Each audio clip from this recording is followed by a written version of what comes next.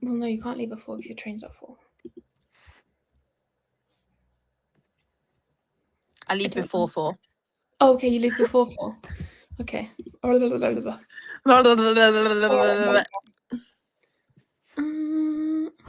This is not the right Riverside. So that's good. Oh, yeah, you logged into someone else's. Yeah. This is the right Riverside. Let's change views. Can you do our TikTok? I can. I was just on Fran's live, actually, and I was like, I'm going now to my own live. Bye. Oh my god, I found a different version of Fran on TikTok, and they're a modeling agent. Oh, you were talking about her? And it's basically just Fran, just with a different job. It's amazing. It's so funny. Same vibe, like same energy. Vibe. Like, yeah, I love it. Okie dokie. Here is our episode A. God, this is going to be a nightmare to edit. Why? Because there was loads of issues. Like, I think I ran out. You were struggling with your internet.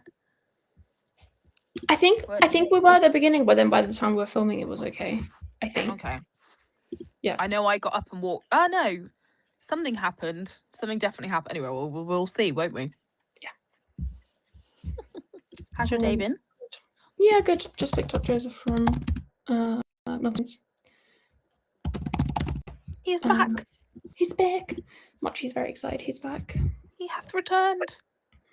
Indeed. Let's close that. Let's make. I actually haven't edited in this new.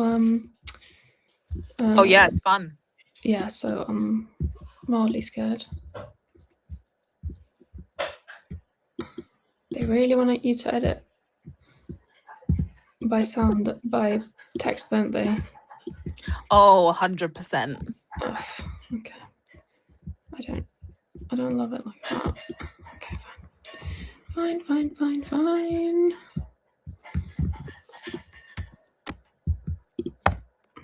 Okay. Hi everyone and welcome. Hello everyone. Hi everyone. And welcome to Blame It on Marketing. That's what we're going to sound like when we're 80. That's my voice. Blame it on marketing. That's my TikTok piss take voice. Hello. Love it.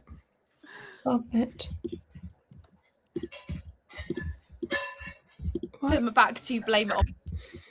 Okay, well. I'm sorry.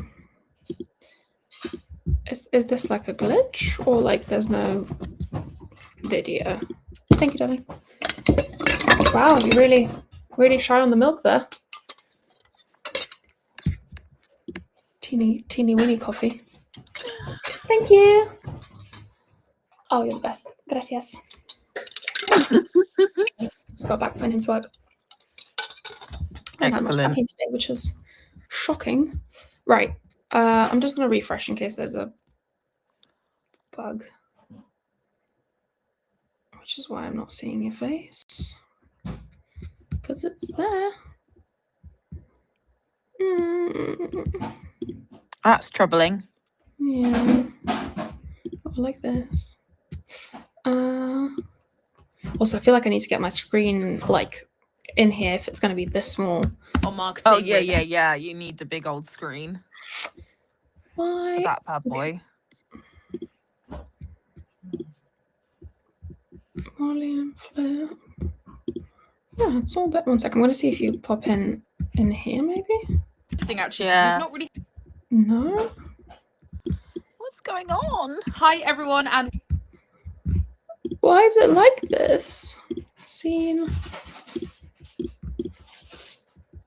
These. No idea. Right. Great start to this editing. Great start. Okay, let's see. Great, but I'm really. Okay, no. We did. No one's popping in. Okay.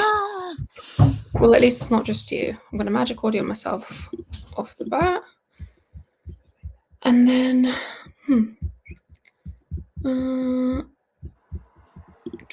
how are we supposed to know? feel like it's like a Riverside problem, you know?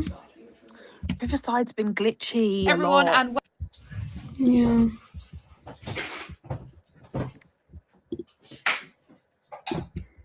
No good, Riverside. No bueno.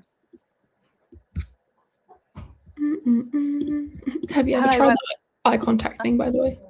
Oh yeah, it's So weird. freaking weird. I don't like it. I'm like, nope, don't use that. Hi anyone who's on TikTok, by the way. Ruta is editing the Blame It on Marketing episode that's out this week. So I'm just saying, oh, I changed the layouts and they seem to have worked. Okie dokie. Okay. hi everyone, and welcome back to Blame It on Marketing with Emma and Ruta. And I can't believe it's taken this long. Right, I'm gonna take this off because I was distracted. also James, afternoon. How are you? What are you up to? Hi, James. No, this is not an episode from our event. The first episode of that was out 2 weeks ago. And then we'll do another one. And then we'll do another one next week. Maybe, But this is, maybe beginning of next week, and then because mm, we've got quite a few episodes, I feel like to we've got quite a lot to get out, haven't we, out the door? yeah. But yeah, this episode is about revenue, and we are doing like a collab with Karen. Karen has her own podcast, and so we're on her podcast and she is on ours, and we are releasing them well, not same day, but same week. I love how many and then- words you just said. Hours then- and releasing and And then Karen will come on our live stream next week. I was trying to say it succinctly. I've been It's just the reading. cadence you did it at. It was like The almost voc- Italian, but you were speaking in English. vocab. The vocab gets better the more books I read. Very good. Ed would Right, okay. disagree with that. But You were good. Yeah. Right. Let's edit. Ruta and I were having to look through, 100 plus episodes to see if we'd had an episode just on revenue, and we haven't. So I'm very excited to be visiting or revisiting this topic, and then it gets some dedicated airtime. And we are joined by the awesome Karen Lloyd. So Karen, please introduce yourself. Hello, I'm Karen Lloyd. I am also a podcast guest. Sorry, I'm also a podcast host. She's also a podcast guest. That's not incorrect. not I'm incorrect. also a No? podcast host, and I host Spotlight Marketing, and Emma and Ruta have been on. It's like spelt my name 3 different ways already. Oh, I hate it's always your name. Have you it's got more spelled as Ruther. Ruther? Yeah. James asking me if I've got more Pirate Smart. I'm still reading the Pirate Smart book. The big one. Yeah. Oh, okay, nice. I'm So nearly we did dabble. finished. Puts me to bed real good. Not because it's boring, but because it's like Yeah. it's not boring or heavy. It's just like quite detailed. So like when you're in bed reading, you're like, oh. Marketing, and Emma and Ruta have been on my podcast, which you'll be able to hear soon. So that's great. But I'm really excited to be on this today. My other day job is also being a recruiter and a headhunter, and also business owner, a marketeer of Armstrong Lloyd, my own company, and we specialise in marketing recruitment and sales recruitment. We're on your podcast. Oh, we're on. I'm under the sea. Yes, it was. It was your sound that was weird, wasn't it? Yeah, I think so. We're on your podcast. A hot minute ago, it took us. Oh my god. This is the episode where I said it sounded like your mic was where your mum was, because at one point I could hear your mum speaking, and it was like clear as day. It's just a bit of Right. your mum chatting We're away. on your podcast. A hot minute ago, it took us a little while to get this one scheduled. It just sounds like literally I'm under the sea. Oh, Mm. it's so You see- quiet. You see, it's picking up like a Yeah. something else. Oh my god, that's awful. What the Wait, fuck wait, do just- you even do with that? We're on your podcast.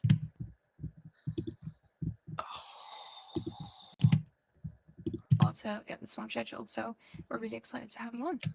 That's okay. Maybe we just delete up my bits. No, Okay. I'm not deleting you off here. You're Look at not. this like difference.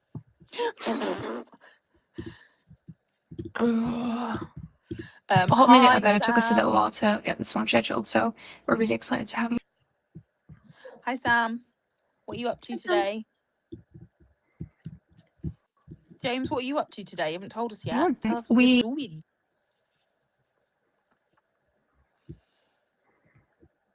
Ruta can totally zone me out, by the way, and edit. At the same We time, actually she doesn't need me. crowdsourced the She- questions yesterday on our live, so we had lots of suggestions of what we should ask you, which was really fun. But before we can dive into that, of course, we need to know what your marketing. The audio on this is horrific. Yeah, but it's fine because like it's Okay, better well, to- it's gonna like let the whole episode down. Oh you're taking that way too personally. It's gonna let no, the but you episode know when down. like you're listening to something and then like someone pops in with shitty audio, you're like, ugh. Okay, confession is, so something you messed up and maybe something that changed. how about we just like, I'm gonna minimize how much I talk, so I'm gonna just like keep the important bits in. Okay, so you're gonna take out Yeah. the bit. Okay, take out your commentary. Yeah. Fair. So Oh no, Sam. Sam has been working herself up all day because she was having a call with you know who, but it actually went okay. So it's okay. You're not dead, Oh, you see? good. Sorry, I thought you were Fine, gonna say Sam. like it got cancelled, which would have been much worse. Yeah. No, Yeah. that's good. Well done, Sam.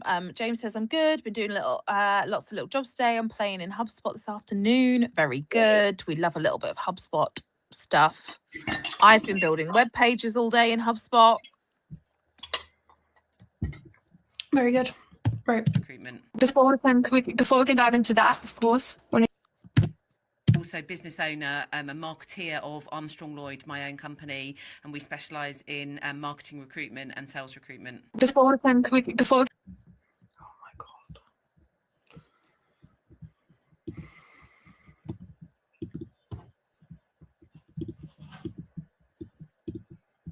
Maybe there was something like in my mic or something. Like, I on the- honestly think it was like connected to something else, like your phone It or wasn't something. like- Maybe. I couldn't tell because it didn't look like it was on the like Mm. laptop, but honestly. Recruitment. we can dive into that, of course, we need to know what your marketing confession is. So something I also sound borderline drunk, which is just a great addition. you messed up and maybe something that changed how you look at things or do things. Yeah, so I've been doing 48 podcasts now, and when I first started doing them, I was actually petrified. I interview people for a living, so I don't know how I was, and it wasn't live, but my legs were shaking and I was shaking, and I had a set of generic questions that I used to use to ask everybody, and then I started re-listening back to them, and I thought, everybody's saying the same thing, so maybe I should start to theme the podcast a bit more. And so the first time I themed it, I scripted it with an inch of its life. And the first person I had on the podcast, she'd never done a podcast before. She was literally shaking. Luckily, I wasn't so nervous now because I'd probably done about 10 or 12. And she was literally shaking. And I was like, why are you so nervous? And she said, oh, well, it's so scripted. And I was like, that's it. And in the end, we ditched the script and we talked. And I got to the end of the podcast and I thought, you know what? This is going to be an awful one. I don't know if we're going to be able to even air it. Once it was edited, it was our best podcast we'd ever done. And it was one of the ones that had the highest traction, and some real natural things came out from it. And so now it's helped me learn, because when I do a podcast, sometimes I now know people love it to be scripted and they come and they don't want to deviate, and other people, they literally wing it and they don't want to be scripted. So hey ho, I've learned something. We're definitely those ones who prefer to wing it. I think it's interesting actually because we've not really had anyone that's been particularly scripted, but I think the best conversations are the ones that are free flowing. In my opinion, I know some people like to prepare, but I do think you generally have a more honest conversation when it's unscripted. Jen.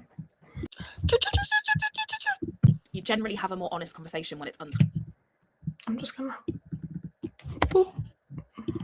You're just deleting yourself out. Yep. Oh, I don't like that. It's okay. I didn't say anything important.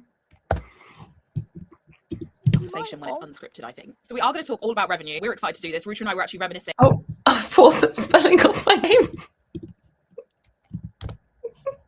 Rutra.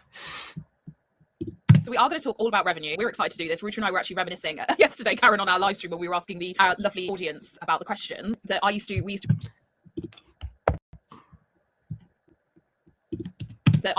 to pretend when we worked at Clearview together to dress up as this guy called Andre, who was some sort of like Russian gangster, and he used to ask everyone where the revenue was. And I was like, maybe that's the answer to getting like people on board. I don't know. But I think we should start off by asking you, like, why do we still need to talk about like the idea that marketing contributes? Because ultimately, if marketing aren't bringing the rev Conversation. Sorry. because ultimately, Conversation. Because ultimately, if marketing aren't bringing the revenue in, then they can't really prove that they're a valued worthy to be part of it. They are the colouring in department. They are the department that sits in the corner and does the events and goes and books the sales travel side. So if you want a seat at the table and you want to be seen to being part of the business, then you need to be bringing and contributing something. I So when don't the book sales team being nobody's slapped on their travel, Karen.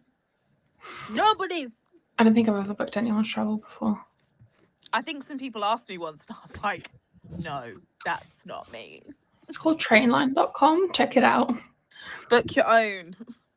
and everyone's going, oh, well done, we got that deal. You might not need to have the backslapping, but you could go, well, there we go. I know that deal came from X, Y, and Z. You know, we've had so many touch points, we've had so many things. You know, we saw them at an event, they followed up, we've had this person. You know the mapping behind that, and you know that you've contributed to that revenue. And what do you think some teams are And still trying?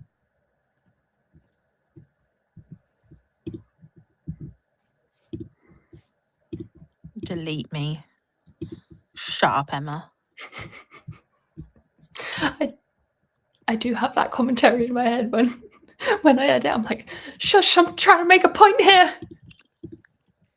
Always what do at you me, think is it? No. It happens a lot of the time. Like especially when you have a really like energetic conversation, you just end up talking over each other, and then you have to choose somebody to like mute because you can't hear anything anyway. And what do you think some teams are still shying away from that? It's interesting, actually. I was talking to somebody earlier in the week that has just left an organisation, and I sort of said, what do you think's gone wrong here? And he said it's about how we track the revenue. So he said their CMO at the time used to wake up in the middle of the morning at 4 a.m, and she would know all of the revenue figures off by. I mean, it's a bit much. Like, I know them too, but not at 4 a.m. I look at them. I look at them at 9 a.m. Yeah, I've Work-life balance. yeah. Did I Emma? Did I ever tell you that I once got an email from HubSpot saying like I'm like in the top 1% of like reports users? Wow. No, Because, I didn't know that. My hand habit on my laptop is just to go to HubSpot dashboards. Yeah. Like if I don't know what I'm doing, I'll just go look at the dashboards for a bit. Oh, yeah. So yeah. Where everything come from. She was absolutely OCD'd, and then she left the business. James so then just the other said, "Do you people wish weren't you so good could at the meet data. people in real life?" Yeah. Like in general. Actually, the episode we filmed with Technology for Marketing was really, really good and was really nice to do in person. Data and the revenue, and they were all a bit loosey-goosey, and they'd turn up to a meeting and then they'd all be arguing over, well, it came from an event, well, it came from digital, you know, and then the marketing department in themselves actually were infighting. So because of That's it, deep. so I think I've answered the question, but I think that's where the key is that you've got the clarity and people know where they're going. Exactly, and they've got James. The evidence to show it. dashboard is your homepage. absolutely. It's your When life. you speak to marketers who do struggle with that, like in that scenario, and people say, yeah, but it's really complicated because of attribution or sales cycles, do you think that's just kind of an Once I do my attribution project, I was actually messaging Jade Falconbridge about this the other day. She was like, we need to catch up, and I was like, yeah, but actually we should do an episode about, I think we fixed attribution. Yeah. Just saying. Not that we have, but I think it'd be a nice emotional topic to talk about. It was not attribution, but I might make a TikTok on attribution. But I did one today about the comment that the person had about the mod of the funnel. Oh yeah, I decided that I would respond back. very good. Love that. So, yeah. Did you get any more comments? No. The men went away. Okay. They realised you were rage baiting them. Well, they also realised that they weren't going to be able to have a good conversation with me because I know what I said. I know what I'm saying. excuse for avoiding the topic? A flavour or, of do you think Emma? there's more to it than that? I think it's a lot of it. I think it depends on the individual. So some people have their mindset, I'm I glad don't really you're like talking about data, the I'm not means. very good at it, I don't know how to log into it, it's not my team, it's someone else's. But I think, you know, anybody, you know, if you're in that situation and you're going, I don't know where it came from, then you really need to resolve that yourself, and you need to educate yourself. If someone else in the company can't help you find that information, this is a fundamental blocker for you if you're not going to be able to do this. But I think the problems often come in really It's big siloed today, organisations. Sam. So What's today? My podcast Oh yeah. recording with Thomas. I'm going today. I'm going soon. there was one marketeer who I spoke to, and I said, right, have you gone and checked your CRM? And she went, I'm not allowed to log into the CRM. And I said, why aren't you allowed to log into the CRM? And she said, I don't know. And I said, well, you need to go and resolve that instantly. And that's something you need to go, and you need to Go find out and why. And I ask. said, well, it's because the company's a certain way in a certain division. But having access to the CRM, knowing your way around it, even if you're not the marketing ops person, you should still go and watch a YouTube video and make sure you know all the fields. And CRMs are not for marketing ops. Like everyone should use CRM. If you don't know how the CRM works and you work in marketing, You're gonna lose your job. and be able to do that and see how it's mapping through, because quite often I think a lot of the reason people don't believe in the data is that in their heart they think the data's wrong. Yeah. I do that myself. I look at it and I think, yeah, well, I know that figure isn't right, or that attribution piece isn't right, so the rest of the stuff is probably wrong. Yeah, That's not being something- able to rely on the CRM. Shut up, Ruda. shut the fuck up, Ruda. Shut the fuck up. Yeah, not being able to rely on the CRM. Yeah, is a big one.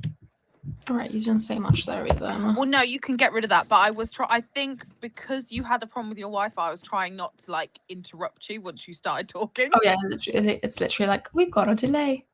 Right, let's get rid of all this.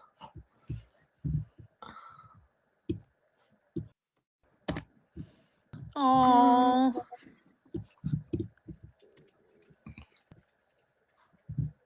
Poll for Google. Wow.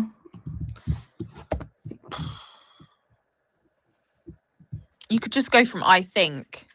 On the Karen says, CRM I is a big think. one. Yeah, and I think one suggestion, and it's a Oh yeah.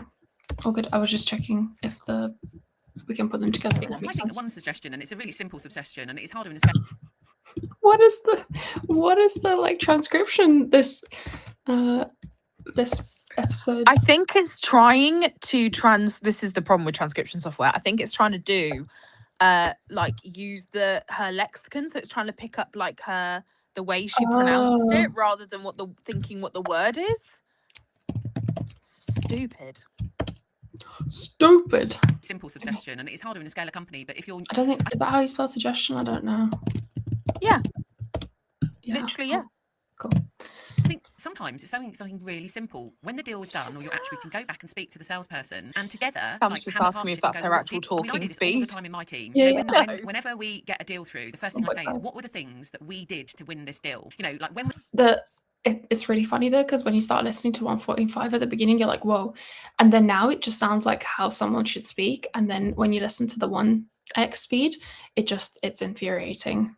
I can't listen to, I don't do 1.5. 1.5 is too fast for me, but 1.2, 1.25 is great. Yeah. Was the first person we spoke to them. How many years? We were talking to that person for 2 years. We've met them at an event, and I make everybody in my team map it through, because the reason I do that is people are always really consumed with the short-term revenue, aren't they? Everything I'm doing now needs to come next month. But sometimes I think it's really important to see the bigger team, the bigger picture of all the little tiny touch points and things you do over the years, and how they map out. And the thing is none of that is repeatable necessarily. It's not a silver bullet. Just because you met someone at an event, you took them for a coffee, you then got the demo, you then you did various other things, you had them for lunch. It doesn't mean to say if you do that it will be the same for the next person. But I think seeing that it wasn't simple and straightforward, and mapping that long term out with the short term, I think is a good way of balancing. That's what I was trying to say to these dickheads. Oh, there's a lot of Mochi Jojo love over there. Oh. Love the breakdown, Emma. That's what I was fucking trying to say.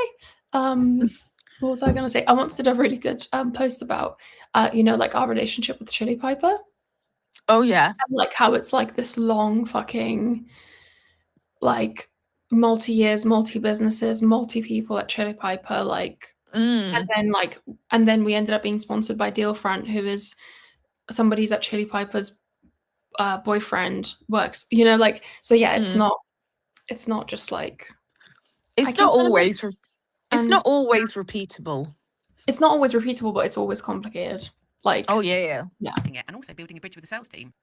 I was going to ask you that actually, Karen. How do you balance that kind of like short-term thinking, like the ability for revenue to come in and the sales team get to ring the bell and everyone's like, woo, new business, versus sort of like more longer-term thinking, especially like maybe where deals have been in either the pipeline for a long time, or I don't know, they disappeared and came back, or that it's actually like a renewal even, because like people are not particularly excited about renewals, but they should be. Oh, they absolutely should be. And I think it's there's lots to unpack in actually, and I've got lots of different thoughts, but I'll start with the long-term, short-term side. So basically, it's not really a balance. If one can't happen with the other, so if you don't get the short-term deal, you can't get the long-term business. It has to start somewhere. But with the short-term side and the person ringing the bell and the snapping in the back, if you've chosen the wrong IPC or the wrong client and you've just closed any deal and the product doesn't fulfil what the customer needs or you haven't met the customer expectations, that's never going to lead to long-term money. So closing any deal, if it's not relevant to the product, is just going to, we've done it before. We take a job on, we know it might not be in our wheelhouse. We have a sense that the client's not going to be, the best long-term client for us, but we give it a shot. And eventually we go, right, we've learned from that. We're not going to do that again because that client doesn't attribute to our values. And, we're not right for them, they're not right for us. And that's the same with product-led companies. I've met people and I've said like,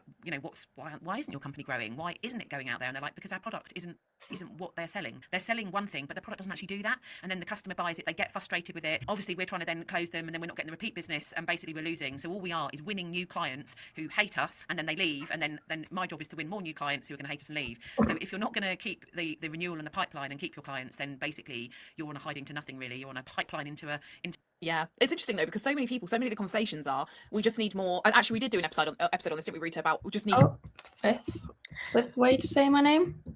Oh, by the way, Sam's got a new podcast for you. Two dermatologists talking about skincare. What is it called? What's it called, Sam? 'Cause I listened to two chemical scientists, two cosmetic chemists. Sounds like that same kind of format. Rita about just needing more pipeline and not really caring about the outcome of that. That seems to be, dare I say this, Karen, you can tell me off if you think this is wrong, but it seems to be a bit more of a sales mentality than a marketing mentality. Is that fair? Never heard you ask someone to tell you off, Emma. I feel like That's what- Karen is very respectable. Yes. She said it's called After Hours Skin Clinic, I think. She said she'll send it to you. Thank you. I don't think I've listened to that one. I don't think. Don't give her it's anything very else much, to do, it would be on Sam. the it would be She's too busy. I've got 4 books on the go, Sam. I don't need another podcast. Please, God. I think that's a good example of when sales and marketing aren't working together. So they're not listening to the IPC, they're not listening to I see. what the I think, sales yeah. team, the marketing team have said, and the sales team have gone off, and they've just got the pressure. And actually, probably when they've rung the bell, I mean, everybody's basically everybody's been happy because they're probably working in a company where they've got people breathing down their neck and they need the revenue. And there are some companies out there that are 2 deals away from bankruptcy. Oh, yeah. And so they're like, and some people who I interview marketing, in technology, they're like, we know, I know, I'm the marketing person. I know that our product doesn't really work, and that's why I want to leave because I feel like I'm a liar because I'm marketing stuff that I know is going to come back and slap me on the face. So I think it's a joint proposition actually that side because that's if you put the pressure on marketing to bring the revenue in with sales, then everybody's contributing. Great points. Mm-hmm. We were like, yep. To that wrong IPC, close the deal regardless of the product. So interlude. Product. So one of the other problems is that because revenue it's the end of the cycle of anything that you do, sometimes it takes a little bit of time to get to revenue. So how do we account for revenue that's happening right now versus revenue that we are working for in the future that is not visible at the moment when we're like talking to senior people? Is that you? No. What the fuck was that whispering? I don't know. Play it again. Oh, this is That's recording. your mum. Oh. That we are working for in the future that is not visible at the moment when we're like talking to senior people. That's Yeah. your mum. That's the bit that it picked up your mum. Special, babe. That Special. we are working for in the future that is not visible at the moment. Yeah, I think for me it's about Gonna have to do it. It's fine. having the pipeline rather than just then looking at the revenue now, and it's looking at the pipeline and the other attributes. And one of the biggest challenges I think marketeers face in this day and age is that because of AI and because of the ability to research, sometimes you don't even know your buyers are in the market buying right till the last minute. And they might, I know when I'm buying software, I personally will, I'll look at it or Google it or research it. I'll only speak to the salesperson at the point of purchase because I don't want them to keep chasing me and it being harassing. I want to make an informed decision. And because I've also sold software in the past myself, that when I've gone on and I've seen the person doing the demo or whatever, I'm always like, they don't even know their product, I can tell, so I'd rather go and ask someone that's using it. So I think that's the big problem at the moment is that attribution, is knowing when someone's actually ready to buy and spotting that. And that's why you need to have a long-term campaign. someone said it to me about 5 or 6 years ago. I remember someone saying to me, I was hiring for a demand gen role, and the person said to me, Karen, like, this company, they're small, they're going to go wrong if they're just going for demand gen. And I was like, oh, okay, and he was really passionate. He said, I've run a marketing business for like 20 years, and he said it's 2 pillars, always brand awareness and always demand gen together. And one of them might be bigger need than the other at any time, but you need to be running both, and you need to have a long-term, short-term campaign. So it's about things like our podcast that we do. That's our long-term game, isn't it? No one's going to listen to our podcast and phone us up and give us business that day, but it's about, well, maybe, but the thought leadership side of things, and just having yourself out there in your mind, and then constantly growing and touching those people as well as.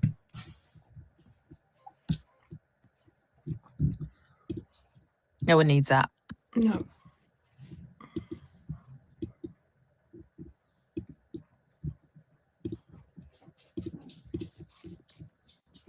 James says hi to Mochi, by the way.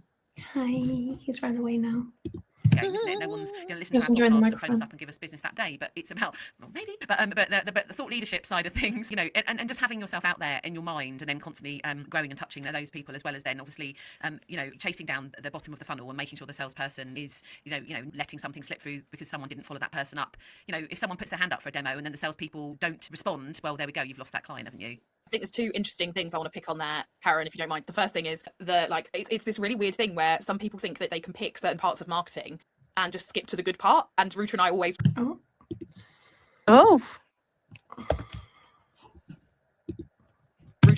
say on this podcast, we're like, well, if we could just do that, if we could just turn on ads and generate demand, that's what we would do. But that's highly unlikely to work. So that's the first thing. And then I think the second thing as well is that to just go back into that sort of like, what do you consider? I think it's really dangerous when businesses are sort of live and die by the sales cycle.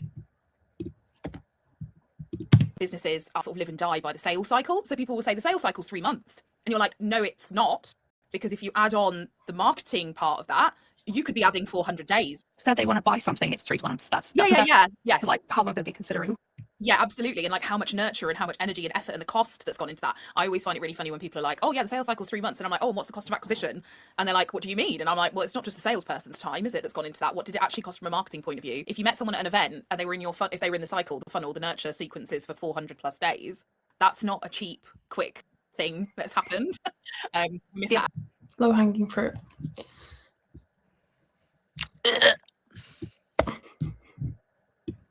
Who is this woman, and how do you find speakers reaching out on LinkedIn or people who you know? This is Karen Lloyd. She's on LinkedIn. She also has a podcast, Sam. So that is why we are on her podcast and she is on our podcast. I think she was a fan of Blame It Marketing and then reached out to us. She sent us an email, didn't she? She sent us an email, Yes, yeah, she and then we were like, yeah, we'd love to be on your podcast. Mm. And obviously you have to be on ours, so yeah. We don't do a lot of speaker sourcing anymore, Sam, by the way. Lots of people just come to us, which is obviously a very nice thing. Yeah. Yeah. Who isn't a fan? Thanks, James. That's happened. Well, in particular at the moment as well, like if you go into insert your choice of AI tool right now and you say, how much does Riverside cost? Well, we actually know because Riverside have it on their website. So the information that comes back is fine. If that's not there, what do you think the LLM is going to serve you up? It's going to be people chatting shit about you on Reddit. So, and how expensive you are or whatever, or how much, all of those sorts of things. So you really kind of are at the mercy then of the people who have been through your. You're at the mercy then. Of the people who have been through your kind of like. P.S. This is my favorite kind of editing. When you make someone sound just really fluid. Like it's my favorite bit of editing. I'm like, oh, you've got to do that with me. No. Just I mean, have you heard me speak? It's usually me, but it's just like it's very pleasing to be able to get the point across as eloquently as like you can, and like it makes the point better, if that makes sense. Thank you. Yes, I understand what you mean. Hi, Mara. She says Mara. We're looking cute this morning. Thank you. I've got a very itchy eye. I actually think I'm allergic to mochi, but obviously I'm not going to do anything about it. Never. Doesn't matter. Doesn't matter. I'll just go put some eye cream on. So you really kind of are at the mercy then of the people who have been through your kind of like sales and marketing funnel. And like Ruth says, if the information's not there, Oh, spells it right there. it's not great. Yeah. Yeah. Let's get rid of me. Let's get rid of all the yes. So much yatting. Great. So let's talk a bit about the. Let's get rid of my little appearance. I know we touched on this already, but let's get into it a little bit more. Yeah. Like, what happens if there's kind of like no transparency, or there is politics between sales and marketing? And what, I guess the follow up to that, Karen, is like, what do you do if people aren't going to share the information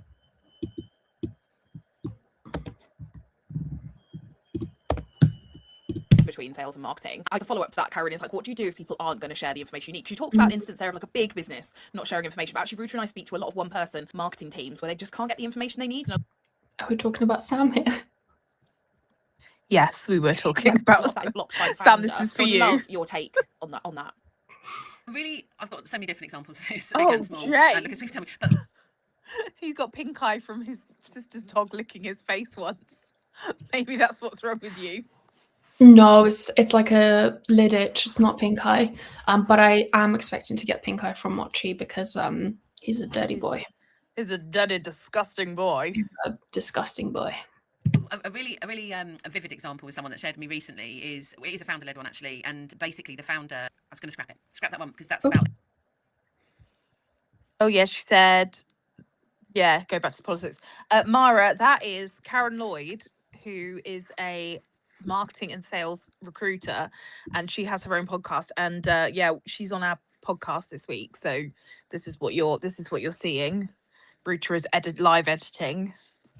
Recently, I will give that example. I'm going to give it later.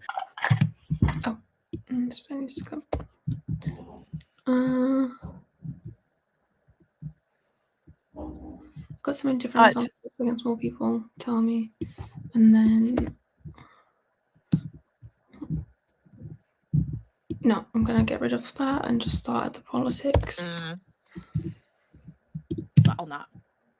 The biggest thing about the politics and when it goes wrong is that people start to hate each other, and then they start to think the person is a liar and they're cheating, and then they start to not do it. And it could be that the salesperson, if it's a very small business, it could be that they've got their book of business. And they feel that if they work with marketing, they're going to feel that marketing are going to take them over and they're going to be made redundant. So, but if they can carry on being the hero to the CEO and have the ear of the CEO, then basically, fundamentally, that's why they're not going to work with the marketing team and they won't give it. So the main thing is building that trust up that, you know, we are working together in partnership, and basically, you know, The fact that that's the problem is wild. Like, wild.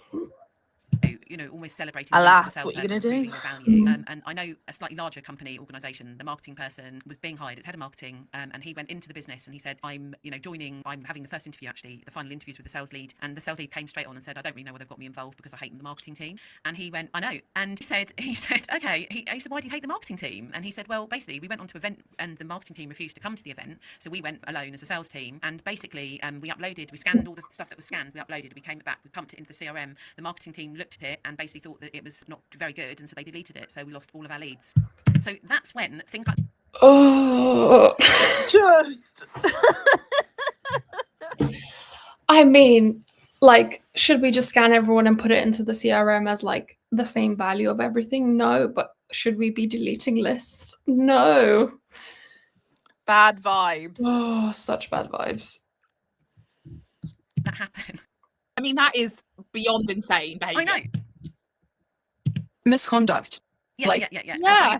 Well, it is. So, and then this person, they phoned me up afterwards and said, "Did you realise it was that bad?" And I was like, "No, I had no idea that it was that bad in the organisation. I do know they were restructuring, and I knew there was some stuff, but I didn't realise it was that bad." But you know, hats off to the company for actually getting the salesperson talking to the future marketing person and being really, really transparent and saying, you know, like, this is the problem I Not sure if it's to do with the company or just the person, but Oh good on god. them. have with the company, rather than them coming in and it being like, he could come in, he could have waited 3 months for that information and wondered why they were giving them the cold shoulder, but instead he came straight in. And then what do you think the very first thing he did? He turned up at an event, didn't he? And he, you know, made sure that that sales and marketing started to work together, and you know, Oh. it was a really good example how he did build the bridges with them.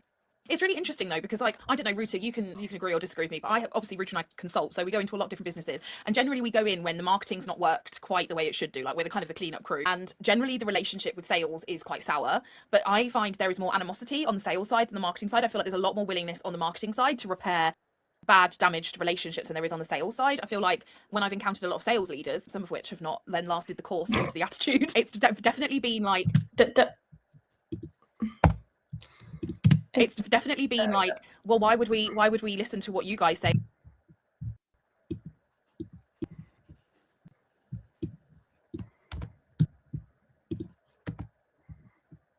been like, why would we listen to what you guys say and what you guys think, because we're the ones that make the money? You know, there's that kind of mentality. I'm just interested on your guys' take on that in particular, because obviously, like, we don't believe. Do you think a lot of this would be solved by a part of the marketing team working as the like marketing nurture influencer part of the marketing work, like to actually like name place it and like I don't know what I'm saying. Do you understand what I'm saying? I don't know what I'm saying. No.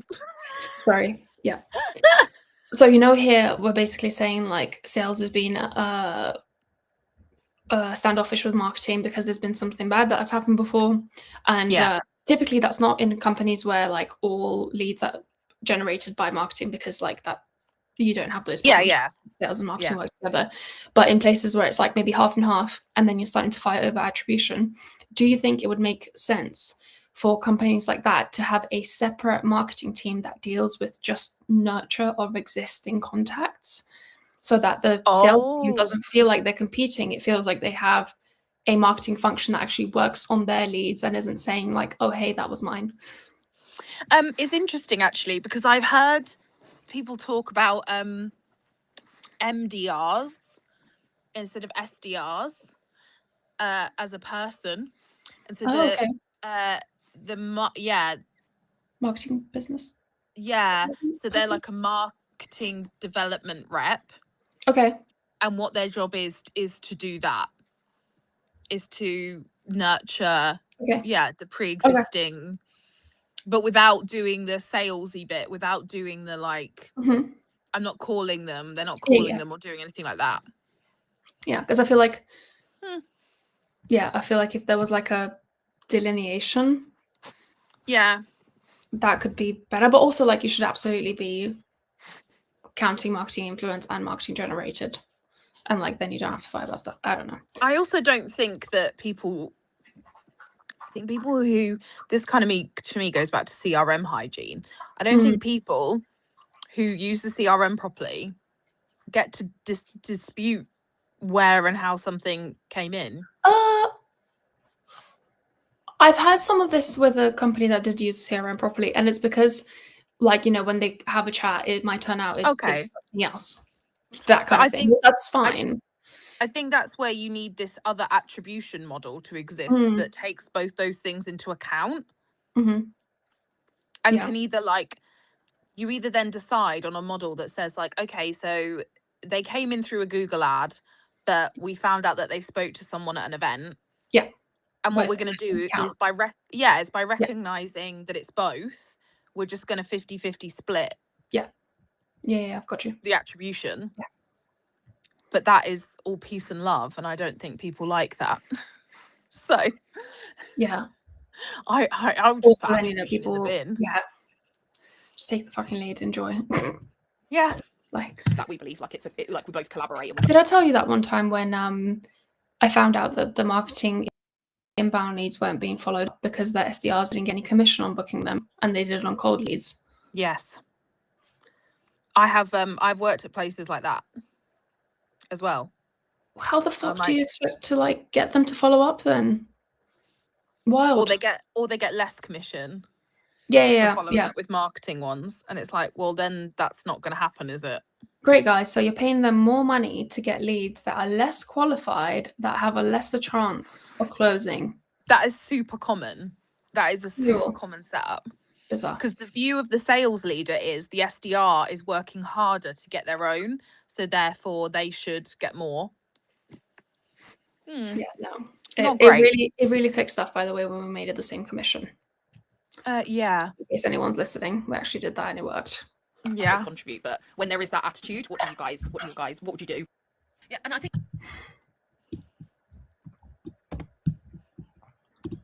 But when there is that attitude, what would you do?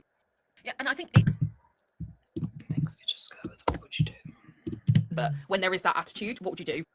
yeah, and I think it really depends. The big piece here is the founder. So the founder is the person who can resolve this. So if the founder, is always, and the founder needs to accept this, but if the founder's always, they believe in sales and they've always gone, well, this person has always been the one that's brought in the 3 million, a year, and they've done that. And if we lose that person, then basically our business is going to be wrong. Already, that's the balance that they're going to be going into with the company, and all the decisions they're going to make about marketing.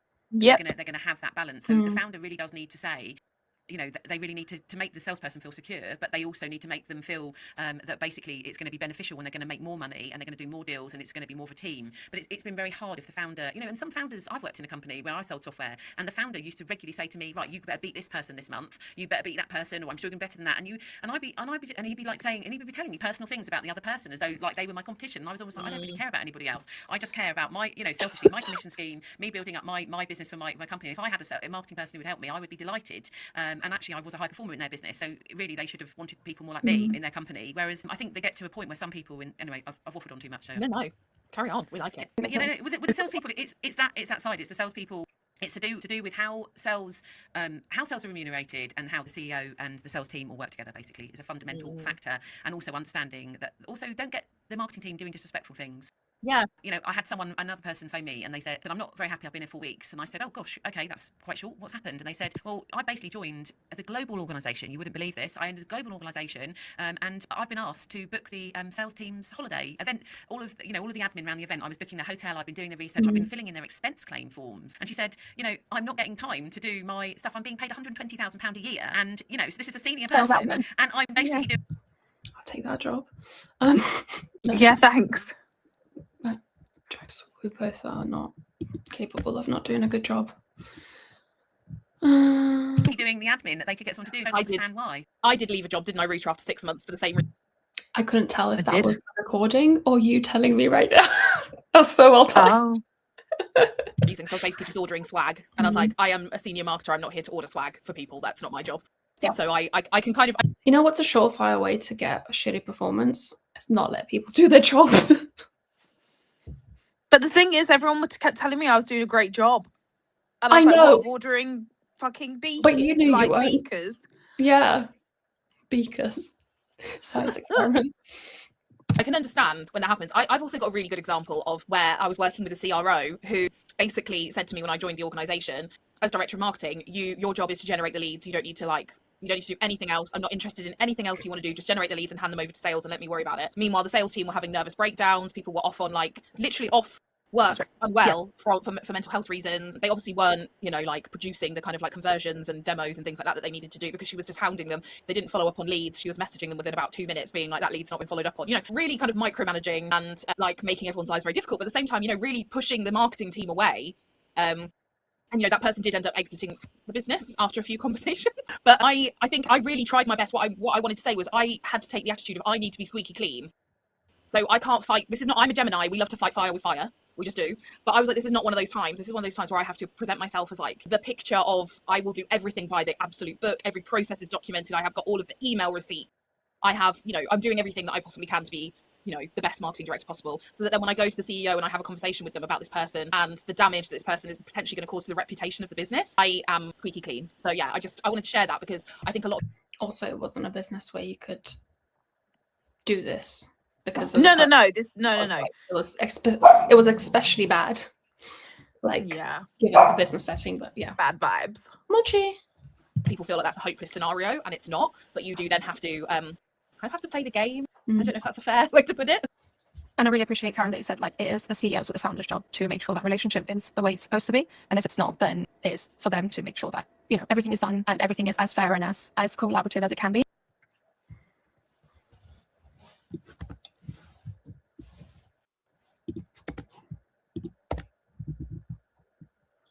Collaborative as it can be. Emma's example was really good though, because I think what you did is you didn't just blow up and say, well, and do that. You basically said, right, I'm building my Which case, I would I'm have building loved my to have. evidence, I'm showing what's going well, I'm showing what isn't, and then you went to that person. And sometimes the CEO might not even realise, because they've always had that, the sales team, they didn't realise that, and then they realise the bigger picture and they can see it, and it depends on whether they've got a learning attitude and they're willing to listen. And I think it's always worth your own mentality, having a shot and going and doing that. And if they don't listen, then you've got your decision, and you probably know that nothing's ever going to change in that business. But I think evoking change and trying is also a learning curve for you, isn't it? Because you're Yeah. learning how to tackle someone in another company and situation. Being uncomfortable is not a reason not to do something. But you've got to have I think the most important thing is that you've got to have the receipts. You've got to like build up the case. Like if there is no hope for the relationship, like if the sales and marketing relationship has broken down so far that it's it's unfixable and you're sure it's not on your side, you had better have the evidence to back that up, because that conversation is not a pleasant one with a CEO or a founder, because naturally when you go to them and you say, this is my concern, you've got to have like the justification for that conversation, which I did in the case. And also I really did lead into what the CEO and the founder cared about. Like he cared about the reputation of his business because of what they did.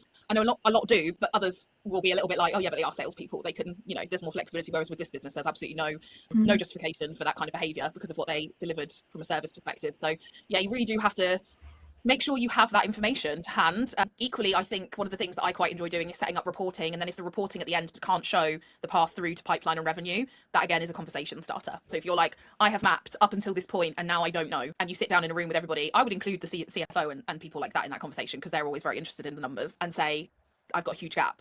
Like, can you help me get this information? CFO might be a route around that if there's a problem getting that.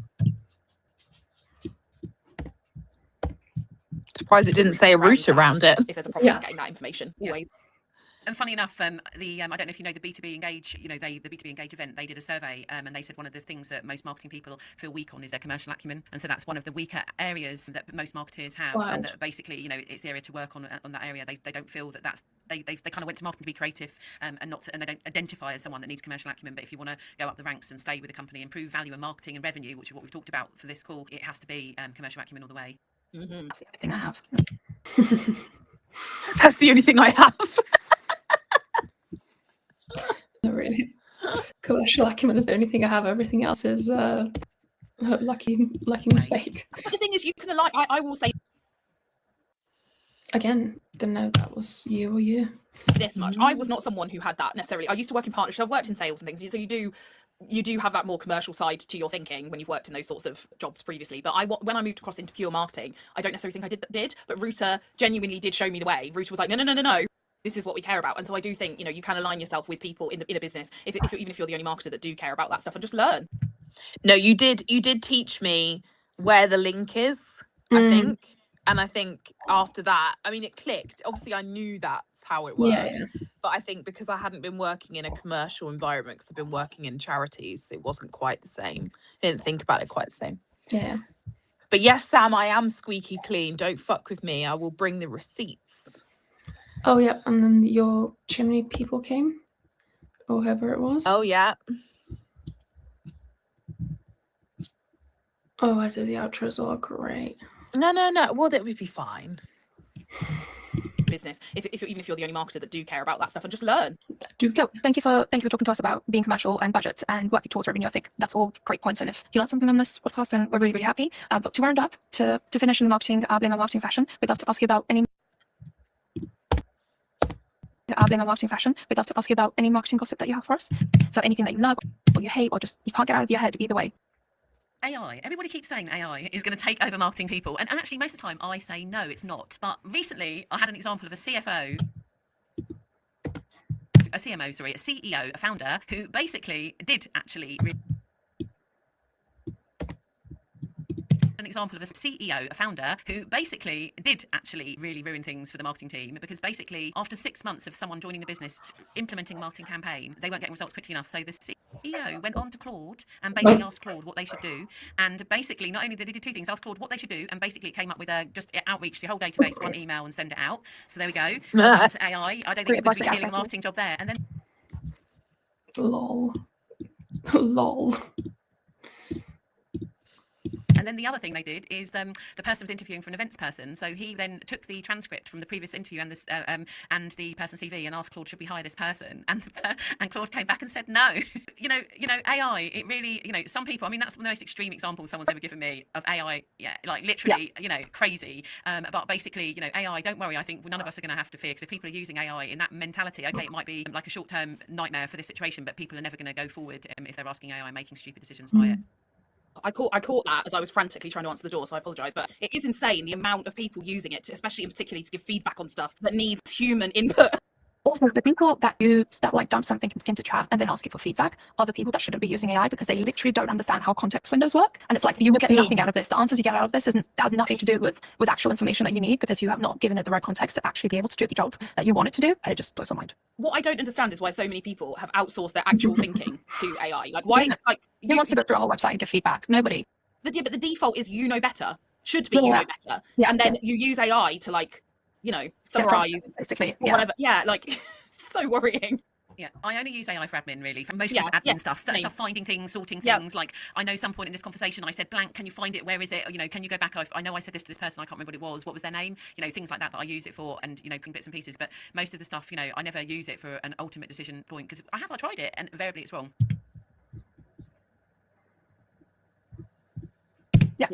Yeah, exactly. Well, thank you so much, Karen. I think that was you gave us so many great examples, which is just amazing because obviously the nature of your job and you're a marketer yourself, so you just got a plethora of things to tell us about, which is so fun. Thank you. I think I really enjoyed the show. I don't know if you feel like you've covered the revenue. Why am I asking questions in the middle of the outro? Like, also, who says plethora? Oh my god. You do. She loves a plethora. Plethora of things to tell us about, which is so fun. Why am I explaining why examples are good? You know, like when you're just saying things and you're like, what? What?